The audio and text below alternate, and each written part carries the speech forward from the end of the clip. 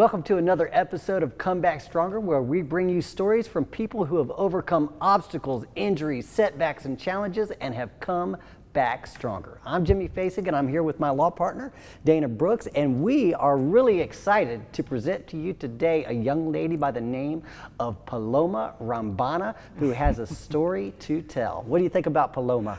She's pretty impressive, y'all.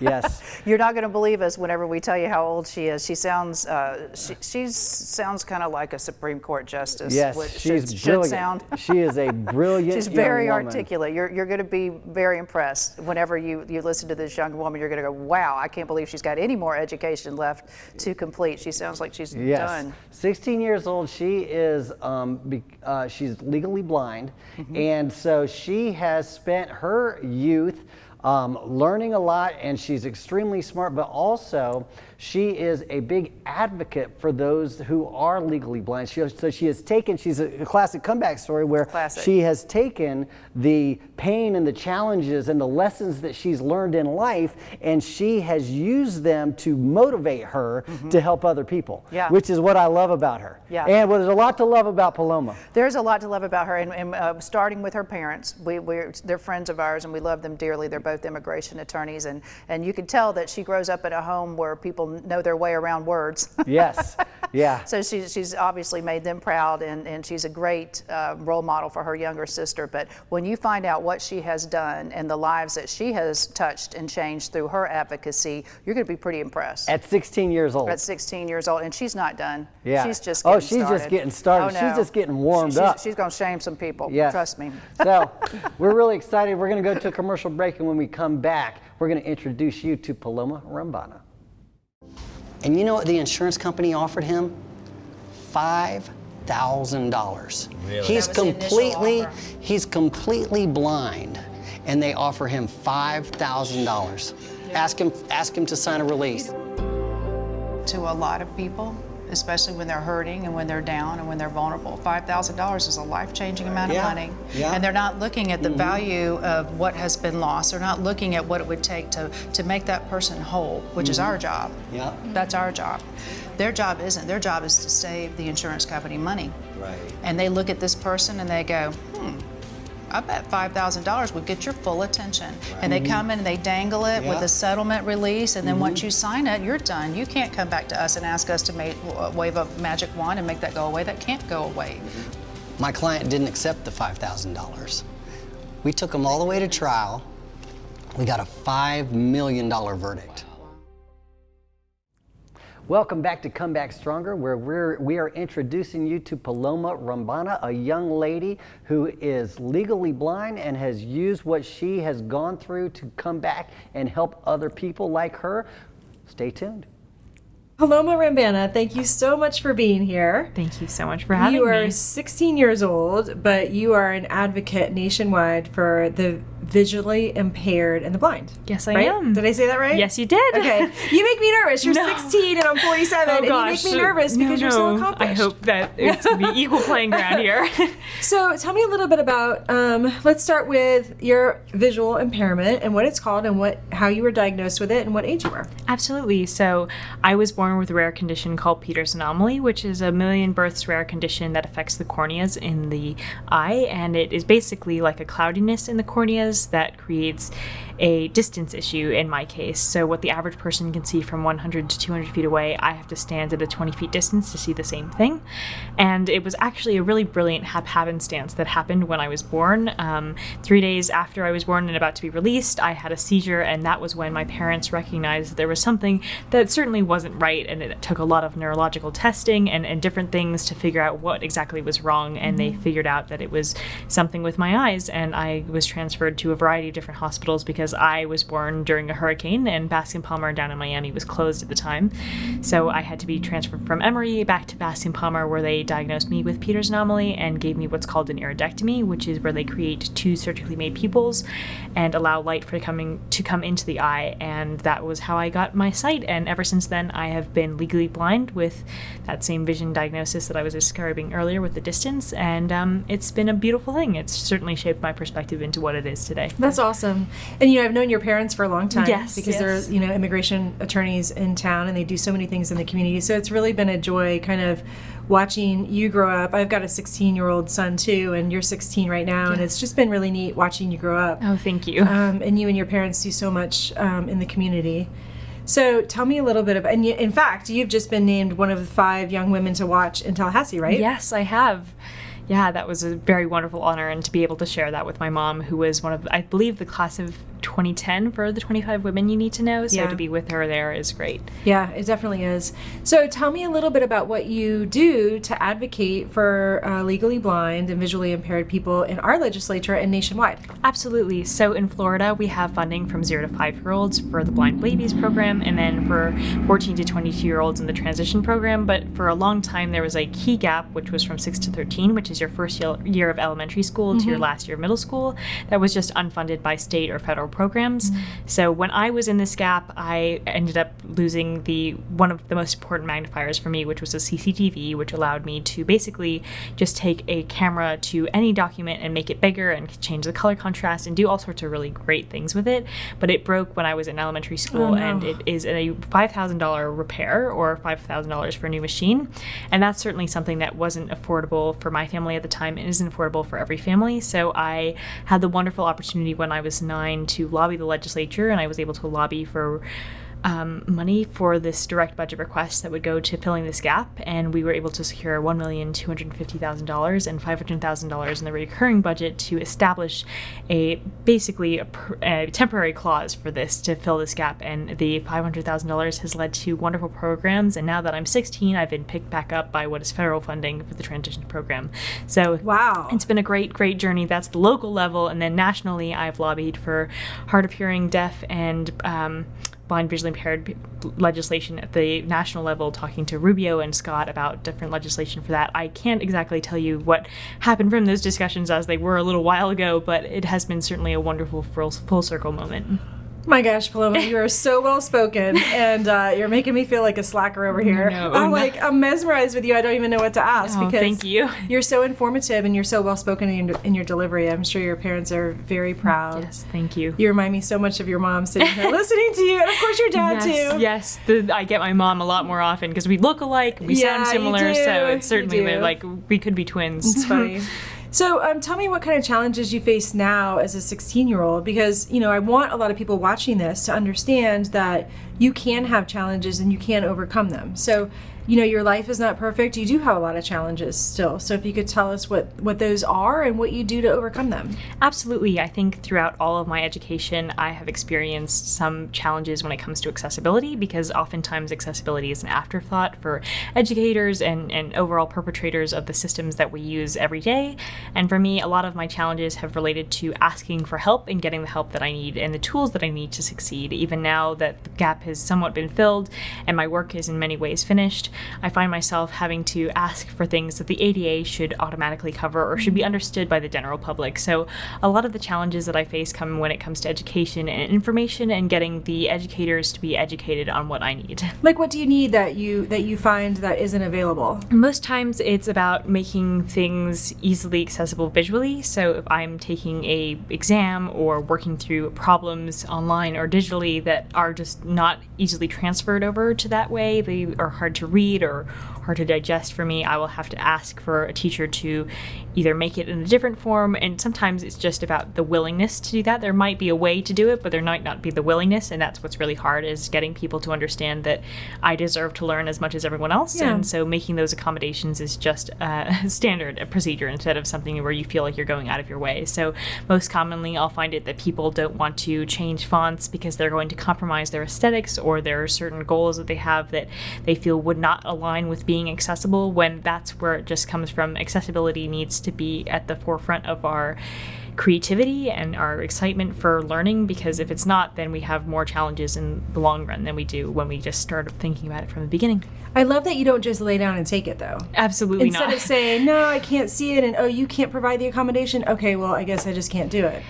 Yeah, absolutely. Having lawyer parents who've instilled in me my rights as a student and as a person, especially through the ADA and other things like that, I've always been understanding of what I can and cannot have access to, and through that I've just been empowered enough to ask for it. But certainly certainly that's another thing there to make the distinction, is that your disabled students are not the responsibility. It's not their responsibility to educate you. You should also make the effort to educate yourself. And I think that's what I find most often is challenging, is bridging that gap, because there's a lot of personal ignorances or personal difficulties to comprehend what we're going through. Right. And empathy just needs to be super, super core. Empathy should lead the way, like compassion and empathy. Yes, and for say, sure. I don't really know what you need. Can you help me? Help me help Absolutely. you, and let's work together as a team, right? And I think that's so important, because disabled students, or students in general, don't expect the educator or the person who's assisting them to understand what we need. We're trying to create that conversation, and it's all about the conversation that we're trying to have. So empathy is just important in any setting, especially the educational one, because it influences how far we go and where we go and with our dreams and pursuits. So what do you think your dreams are? What do you want to be when you quote unquote grow up? Yes, when I grow up, I would love to be a journalist and a lawyer and help people who've helped me, and in the long run just create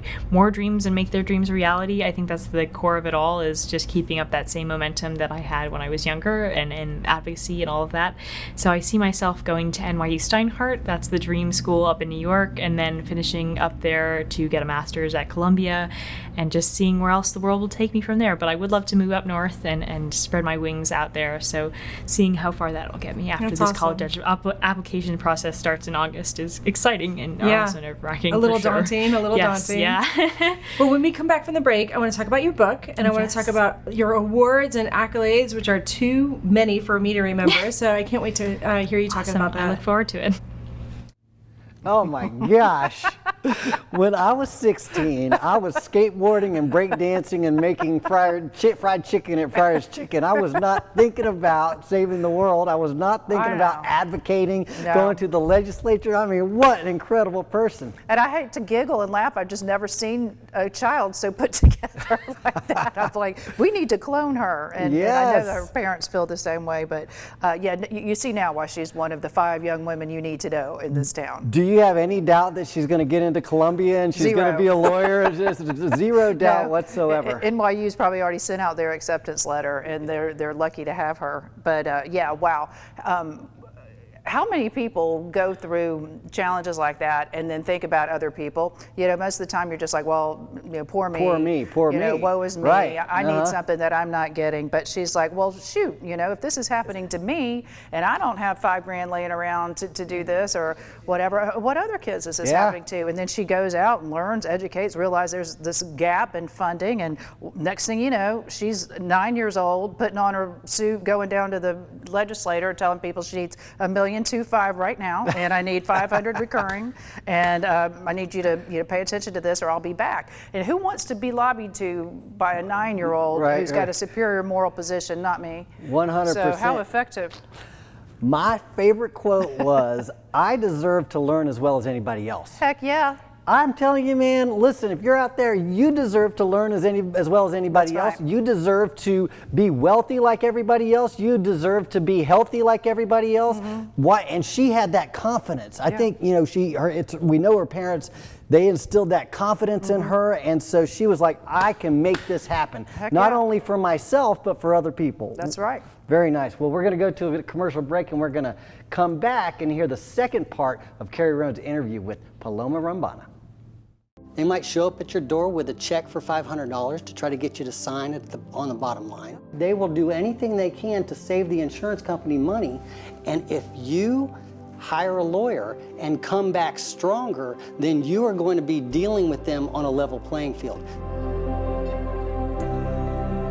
You know what I tell my clients is that come back stronger is not just a slogan, it's a game plan. Yes. Because in order to get you fair compensation, we have to prove to the insurance company that you are doing everything you can to get better. Yes. And when you do everything you can to get better, if you're still hurting, then insurance company, you better pay. Right. Because we want to make you whole. So it's not just an idea of let's make you better after this horrible thing happened. It's a plan to make you better. And I think in coming up with that plan, it makes us better lawyers too. 100%. Because I think having that game plan helps us achieve more and be more successful for the client. Welcome back to Come Back Stronger, where we are interviewing Paloma Rambana, a young lady 16 years old that is legally blind and is shaking up the world. Stay tuned for the second part. All right, Paloma, well, Congratulations on being the guest you. that's made me the most nervous at 16 years old. Thank you. So you have been awarded with so many things, from Oprah to local awards. Tell us a little bit about your accolades and awards and recognition. Absolutely. So ever since I began my journey, everything felt rewarding, and then I actually got awarded some amazing honors throughout that time with the Yes I Can Award from the Council of Exceptional Children, starting my career in a really wonderful place. And then they ended up contacting me again to lobby for what I had mentioned, the national funding for a bunch of different disability groups, and they've also just supported me throughout the years. And then I was the Hasbro 2018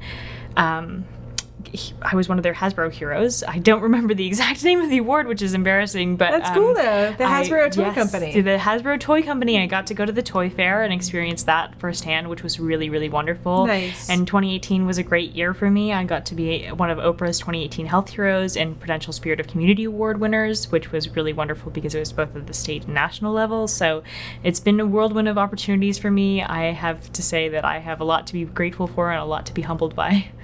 Yeah, so that's kind of my question for you, and I want you to be very vulnerable and candid.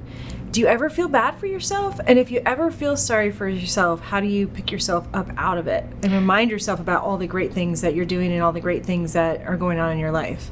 For sure. I don't think that sympathy has been as present for me as empathy has, and I think I've never looked down on my situation or looked at my disability as a disability in the way that it's disabling me from my own successes, and I've just had the amazing support systems and outlooks on life that have shaped me into a more positive-based person. Mm-hmm. So I think whenever I've been struggling, it's just about the world itself, because sometimes my empathy will get to the point where I'm so driven to take part in so many different activities that I just am bogged down by the weight of so many different problems and issues that we're going through, and feeling sometimes daunted by the opportunities and hopelessness that so many people seem to be expressing on social media and in the news and a lot of things like that. But I think when I'm in a pinch like that, I look to my friends who have done amazing things, and I look to the people that I'm surrounded by and the perspectives that I've been blessed to have through the whole thing, and just am grounded in the people who have made me who I am and who I have lots left to repay for. And I think that's just what keeps me going. That's wonderful.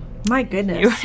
So you're writing a book, or you wrote a book? I wrote a book. Okay, yes. So tell me what it's called and tell us about it. It is Paloma's Dream, One Girl's Mission to... I actually don't know the title off the top of my head. I've got Do it. you have Paloma's Dream, the true story of one girl's mission to help kids inspire activism and survive middle school. Yes. I love it. Yes. It's like Beverly Clearly written by Paloma. Yes, so clearly that she forgets it, but hey, it was a great journey. I got to work with my ghostwriter Hillary Ring, who is one of the most wonderful people, who has just the most wonderful perspective and teaching ways of abilities. Just I love her a lot, and I'm so grateful to have had that opportunity. And it basically catalogs my experiences from the beginning of my advocacy journey all the way through when I was 13, which is when the book concludes, and it is basically just going through the motions of middle school as it was, and the career that it was beginning, and then the pitfalls and the experiences that we had through it all. And it's a pretty wonderful story because it just features so many wonderful people. I mean, it's my story, but it's also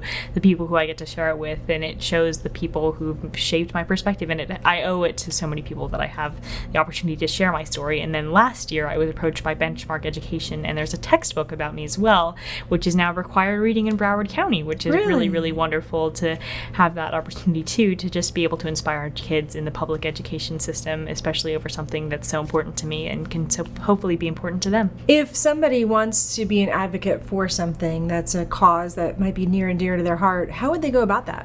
I think it's about finding the connections that'll make that possible, because as I've said so many times, it's the connections that have made mine possible. I have a dream team of doctors and people and teachers who've just made me able to go to places like the legislature and give them my asks. So it's just creating the teams and finding the support you need, and then creating your ideas and proposals to have the discussion that needs to be had. And so I think it's just about finding the resources and employing them. And I would just say go for it. I've continually kept the sentiment that it doesn't matter how old you are, and it's just all about starting somewhere. And that somewhere can be today, tomorrow, the next day. It just has to be a time that you feel ready and confident enough to just start, and then everything will fall into place from there, I think. So what are you doing now?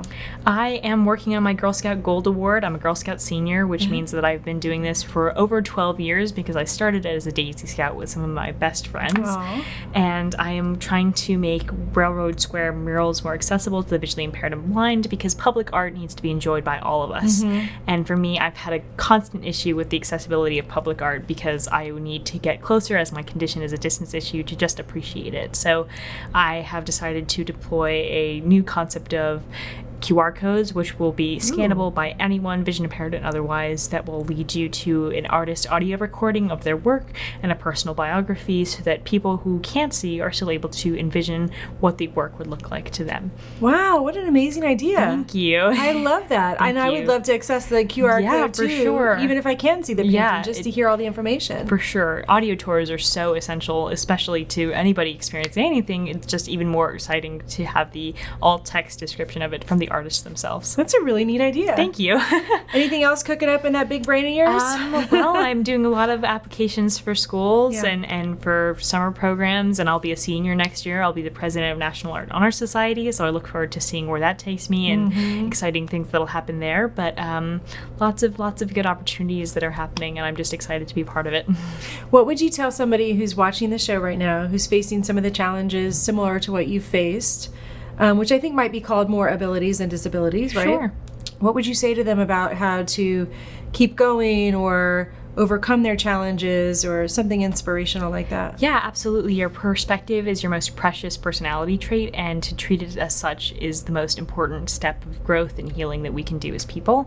And I implore you to take the time to appreciate your perspective, because as much as the media and the world will give you different perspectives on how you look at the world, it's up to you to take what you know and what you've experienced and channel it into something good. So with that, I implore you to be empathetic, be courageous, and to be kind. I love that. Thank what you. a lovely ending to a lovely interview. Thank you very much. so much. I want to be more like Paloma. Me too. She is so awesome. Yes, she is. So wise at such a young age. What was your biggest takeaway, Dana? I think to me it is her perspective and obviously the way she was raised to see herself as not disabled, maybe differently abled. And it's a lot of times how you frame it because really for her it's created exceptionalism. Yes, 100%. You know, what could have looked like a real bad way to go through life has really been the impetus for exceptional things that she's done. Which first of all, she's not feeling sorry for herself. At all. I love the way she said that her struggles are more about the world itself. She's focused on what can I give back? How can I help? And you can see that in everything she talks about and everything that she's doing. She's living it. She wrote a book. She's got a textbook that is about her that everybody in Florida has to read. It's phenomenal. Yeah, and then this thing with the QR code. I mean, what teenagers are really that concerned about everybody else's access to art? That's uncommon. But you could just tell that as she's going through the world with this perspective, like she said, what did she say? This is a 1 in a million thing? I can't recall what she said, but this is a very, very rare condition she has. Unfortunately, the rarer something is, the fewer people who are affected by it, the less attention it gets, the fewer resources that are out there. And the more alone you feel. And the more alone you feel. But she's going through the world with her unique perspective. And of course it occurs to her that, you know, you may be enjoying this art all the time, but what about people like me? Or what about people who want to get out and they want to learn those things, but they're not, the visual part is not as accessible to them as maybe the audible part of learning is. So I just like that she's going through the world with her unique perspective, but she's thinking about how to make it better for everybody, and certainly people who are you know, disabled as she is to a certain extent. My entire theory is that the injuries, obstacles, challenges that we face are life's way of guiding us to become the highest and best version of ourselves so that we can contribute the most to making this world a better There are place. opportunities for growth. And she has embodied that theory, that thought process 100%. We're going to go to a commercial break, and when we come back, we're going to wrap it up right after.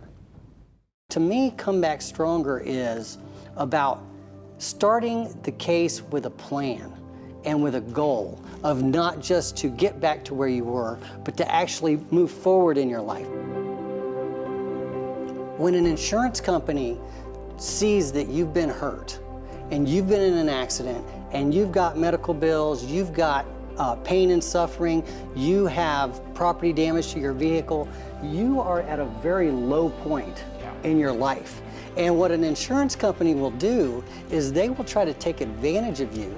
They might show up at your door with a check for $500 to try to get you to sign on the bottom line. They'll show up at the hospital. They'll show up at the hospital. They'll tell you not to get an attorney. They will do anything they can to save the insurance company money. And if you hire a lawyer and come back stronger, then you are going to be dealing with them on a level playing field.